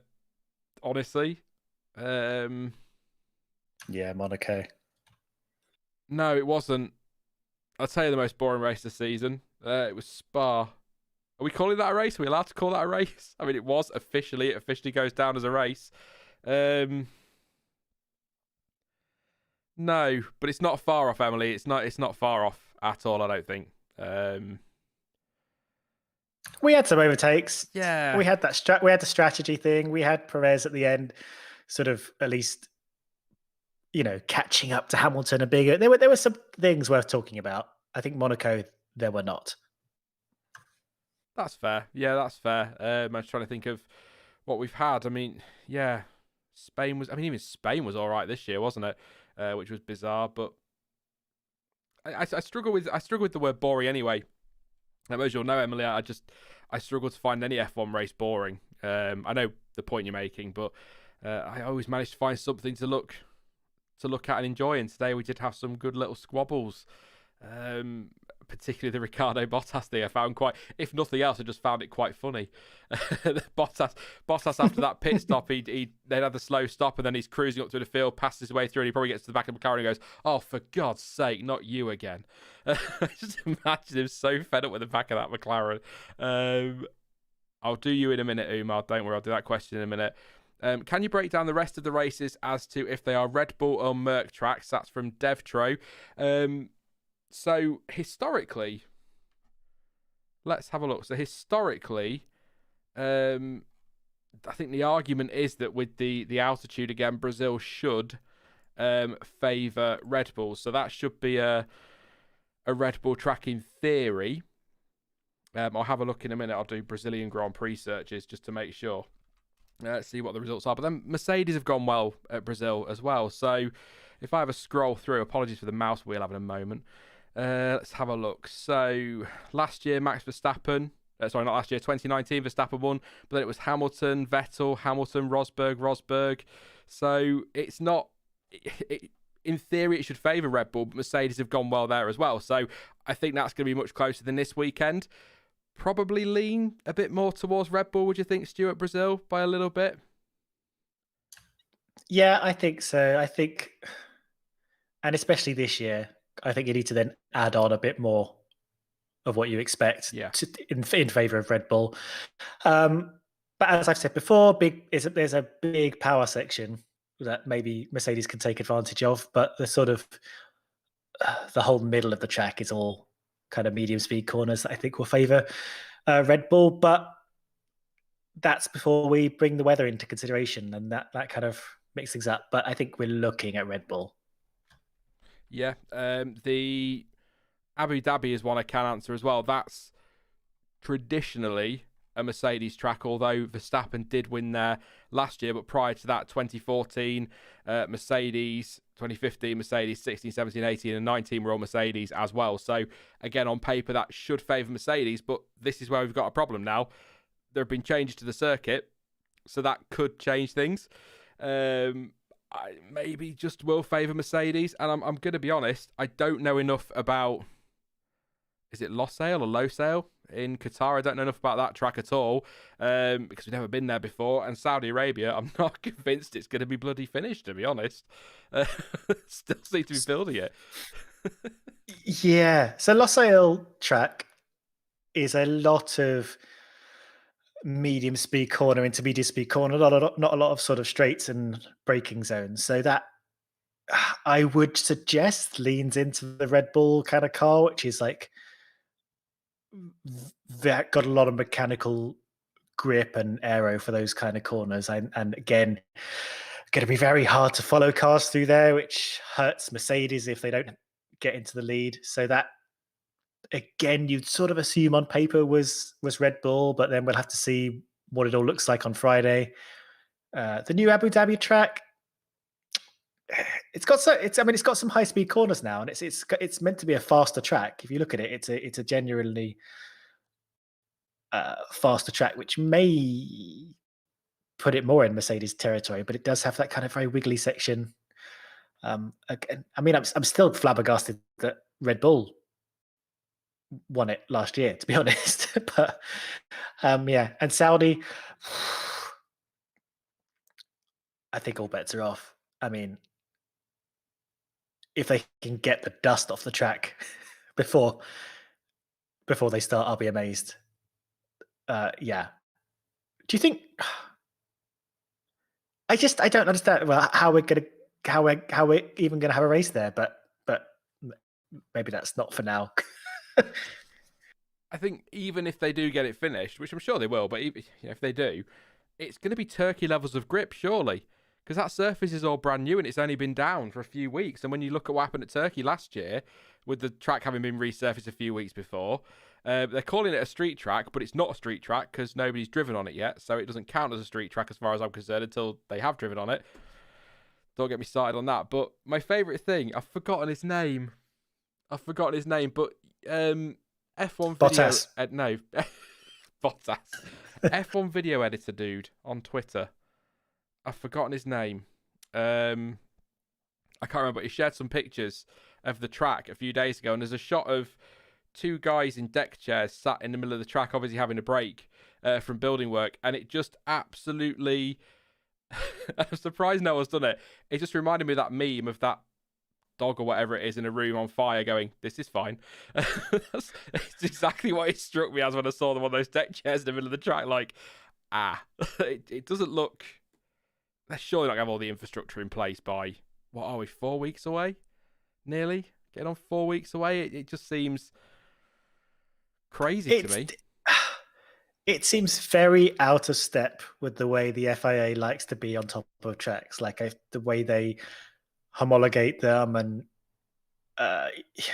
approve them and safety check them. It just doesn't seem to be on that kind of schedule. And I'm just frankly baffled by the whole thing, to be honest. South Korea vibes. Yeah, I mean, I guess we could be surprised, but considering how fast it is and the fact that it's all like street style between concrete barriers and stuff, and there's sand everywhere, it just all seems a little bit scary. But yeah, the point being, who knows who'll be on top there? Maybe it'll be Stroll. Here's one for you. Winchy says, what if Max wins the World Drivers' Championship by Saudi being cancelled? Now, the reason I mentioned that is because I was just going to say to you that if it doesn't go ahead, what happens? I'm saying this on stream, so you've all heard it, I am absolutely certain that if Saudi can't go ahead, we'll be racing around the outer loop in Bahrain. It's the same region, isn't it? It's not difficult to get to. It's all ready to go. They stepped in at short notice. I'm sure, they did last year. They can do again if they need to. I think it'll be outer loop in Bahrain, then on to Abu Dhabi a week later. It's quite an easy track for F1 to just arrive at, isn't it? And crack on with a race. Yeah, I mean, I think you definitely need, maybe a fortnight's notice or something. I think they're going to need to decide as and when. Alternatively, we'll do 2 Abu Dhabis, I guess. Oh, no. Just cancel Saudi and we'll not bother. I mean, it could be fine. So, like, the new Abu Dhabi could be great. But, yeah, imagine if we have 2 terrible Abu Dhabis. But, I'm with you. I think we'll still get the same number of races. However, they work that out. But... so I'm guessing, like, the nature of the question is, we come out of Qatar, Max is 26 points ahead, which with 2 races to go is not championship winning, and then you cancel Salby, and then that by default hands in the championship. Not what you want, really, is it? Which I think is also why they will definitely try and fill that slot one way or another, be it with an extra Bahrain or a double Abu Dhabi. I think that more than anything will be the reason they do that. Do you know, actually, the way 2021 has gone, I can imagine it being double Abu Dhabi and then being the 2 greatest races of the decade. Yeah. It's been one of them years, hasn't it? With Sochi being good and other races being good as well. You never know. Thank you to Raz as well, by the way, for your super chat. Says, should F1 follow IndyCar and allow lap cars to fight? No blue flags would make boring races less boring, more to risk, more to lose, etc. What does that mean? What's the nature of that? What do they do in IndyCar? Is he suggesting no blue flags? Yeah, no blue flags, basically. I mean, you want the championship decided because Mazepin doesn't get out of the way of Verstappen or Hamilton? There's an interesting element to this. Like, I think, and Martin Brundle used to talk about the days before blue flags meant get out of the way. They just used to mean like, be aware, there's a car behind you. And racing and overtaking the back markers was just part of the skill of racing at the front. It was a thing you had to do. You had to get through the back markers better than the other cars. But I agree. I think there is an element of like, this is interrupting a different race. Similarly to, I don't know, GT cars and LMP cars in the World Endurance. You just, it's a different race. You shouldn't really be involved with each other.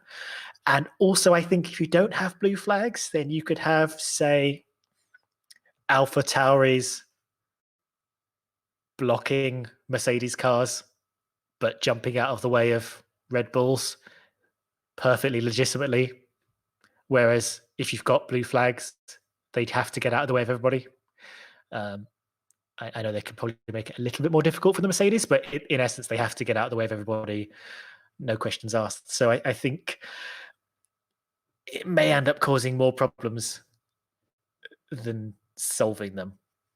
And I'm also thinking back to Alonso losing the 2010 World Championship because he got stuck behind a Renault. Granted, that Renault was, actually in a position ahead of him, but that kind of thing could easily happen if it was a back marker. Yeah. I'm never quite sure how I feel about blue flags. But with the field spread in F1, I think they are needed, really. So, but I do feel for teams like Haas and those at the back who, 15 laps in, their race is over because they're having to hop out of the way all the time. Kind of think, well, what's the point? Do you know what I mean? So I struggle with blue flags, but I kind of think they're needed, especially when you've got cars so slow out there like Haas at the moment. So, yeah. Charles Edward Cheese, sorry, yeah. Reminding you, get those likes up. I think we're nearly there. 343, so 150 or so more to get it to 500. That'd be awesome for Charles. Charles also asking about Dan, if he's okay. I obviously don't want to speak for him, but he seems okay. I spoke to him the other day briefly. He's okay. He's just very, very busy with his teacher training, so he's not been here for a couple of weeks. He's focusing on that, getting started on that. So I've not heard anything bad, so I'm sure he'll say if there's anything, but as far as I know, nothing. But yeah, focusing on teacher training. Good luck if you're listening, Dan. I know you're enjoying it, mate, and I still think he's going to make a bloody brilliant teacher. I really, really do. So yeah, good luck to him there. Nothing to worry about, I'm sure. A couple more questions, really could be comments as well. Apparently Latifi was 6 seconds off lapping Mazepin, according to Alex K. Ouch. Ricardo is also always personality of the year to me, says Mike. Track changes and the year so far is almost making me excited for Abu Dhabi, to be honest, says not Aiden. I think we've said when we've chatted after stream before that we're both kind of looking forward to Abu Dhabi, aren't we? Because it's because of those changes. It's something different. It might make a difference to the racing. Might not. And I'm genuinely excited to see what happens. And let's not kid ourselves. Like, if it is good, then we finally have a good track again for a season finale. Like, there's a lot banking on this. Because we're going to be going to Abu Dhabi for the final race of the season for a long time, I think. I think this is... And we finally may have like a non-anticlimactic final track. Fingers crossed. We're going to Abu Dhabi forever. I feel like I think it will be, as long as they're willing to pay. Because they do pay a premium, don't they, for the final race to host it? Yeah. So, which is fine, but give us a decent track. Which is weird, because actually Abu Dhabi as a track, when you look at it, should be decent. It doesn't work, does it, for some reason? So, they've cracked on with the changes, to be fair, which is fantastic. Raz just saying, to clarify, I think no blue flags would actually do more to compact the field, since blue flags allow the field to consistently spread, aka boring. Maybe, yeah. Have a think about it, Raz. It's an interesting one, blue flags. I don't know if I've ever had a proper chat about it. and whether we should keep them or not. But let's see. I mean, if the 2022 cars follow nicely and they work as intended, then and the field could be a bit closer, maybe we won't need them anyway. But yeah, it's an interesting debate. Maybe something for over the winter we could discuss in a bit more detail. Good evening to Pixel Flow. Hello, welcome to the stream. We're not far off ending actually, so sorry, but welcome anyway. If Ricciardo and Sainz have decent at best 2022s and Gasly has another thriller, could we see Gasly in a Ferrari or McLaren? So that's from Adonis. I think that's sort of if they have a rubbish, not a rubbish, but a bit of an average season, Ricciardo and Sainz, could we see Gasly in a Ferrari or McLaren? I mean, if he carries on the way he is, Stuart, I think any team would be very, very lucky to have Pierre Gasly as a driver. I think Alpine stands out for me. Alonso, maybe when he eventually retires, I think Gasly could fit quite nicely there. Yeah, I think and I think also that seems to be paddock wisdom as to where that all seems to be pointing. I think Ferrari have locked in a really good driver combo. I can't see them giving them up for quite a while now. I think they're both great drivers that will, if Ferrari get themselves in a position to be winning races and challenging for championships, I think those are two drivers they'll want to have with them. So I don't see an opening happening there. I think McLaren are probably pretty happy with their combo. I know Ricciardo got off to a shaky start, but he seems, I mean, to be honest, he seems to be matching Norris pound for pound at the moment, which is good for him, good for McLaren. So yeah, I think Alpine seems to be probably the best option he's got. He's probably not heading to Red Bull either. I think that's off the card. So yeah, I would imagine some solid manufacturer-like team. Alpine seems the one. I wonder what that conversation was between Marco and Gasly at the start.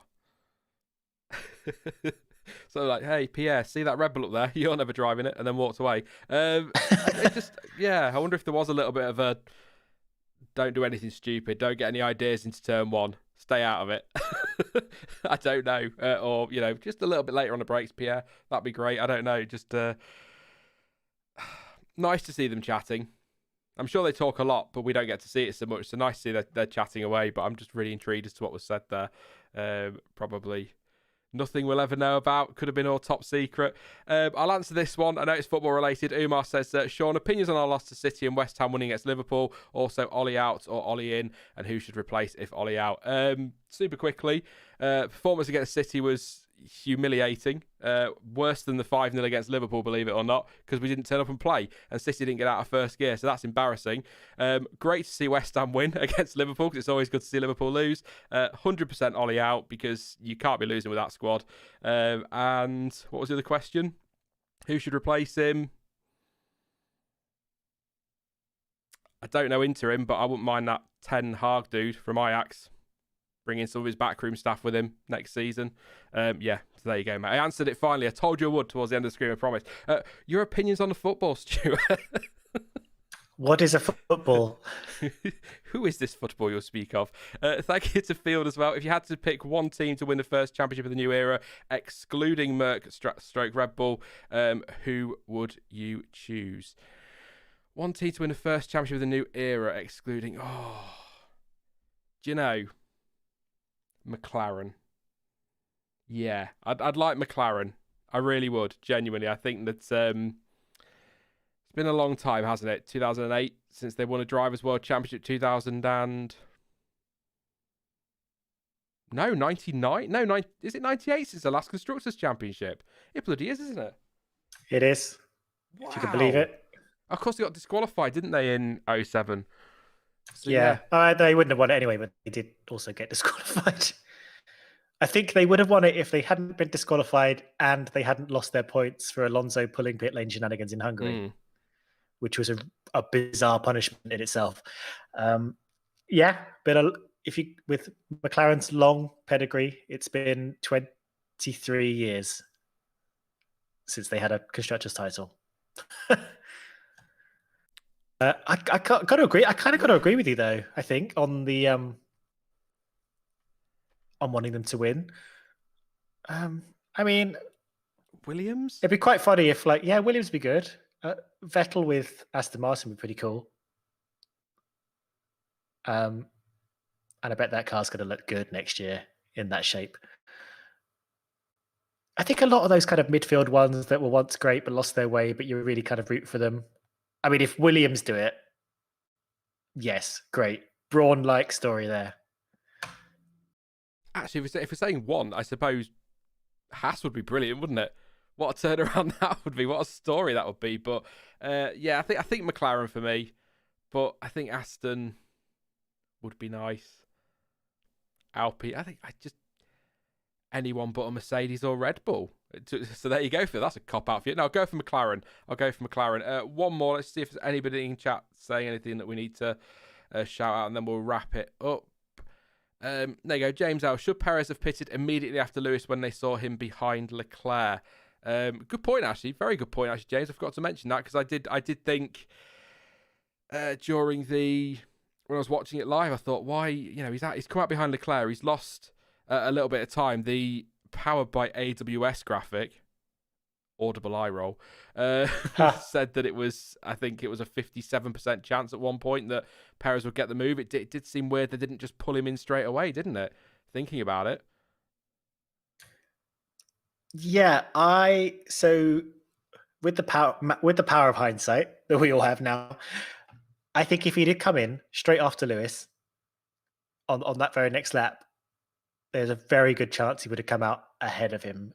And bearing in mind how difficult it seemed to overtake and the Red Bull Mercedes pace difference, I think he probably could have just stayed there. I think he probably would have just stuck in second place for the rest of the race.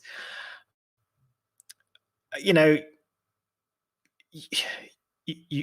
do what you can do at the time with the knowledge you've got. But I think if he'd have pitted straight away, I think they might well have got themselves second place. I still didn't put those pictures up on screen. So just as we wrap up the stream, I've cut them down to 15 seconds of pictures. So we are going to fly through them. I need to use them because I downloaded them. But yeah, there you go. Some pictures for you there of the Alphas and the Alpines and the McLarens. But I think we'll leave it there, Stuart. What are we at?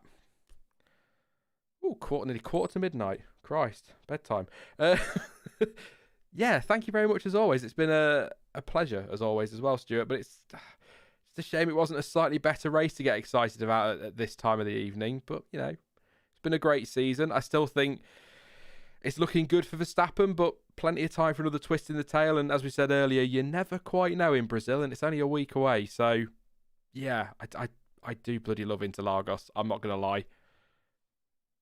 Really, really looking forward to next week, and actually, I'm quite glad it's a sprint weekend format because we get a nice evening quali on the Friday. That's going to be fun.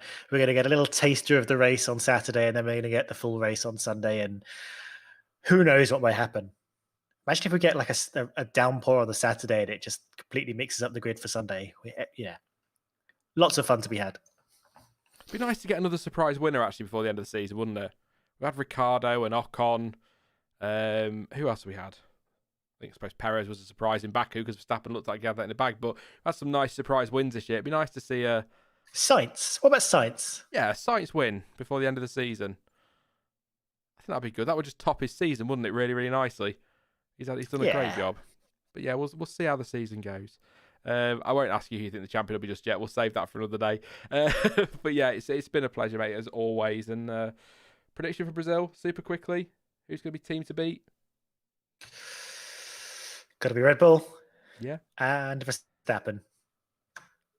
There you go. Verstappen and Red Bull. I don't know. I've not thought about it. I just put you on the spot because I'm evil. Yeah, we'll leave it there then. And thank you very much, as always. And I'm sure we'll talk soon. Cheers. Good night.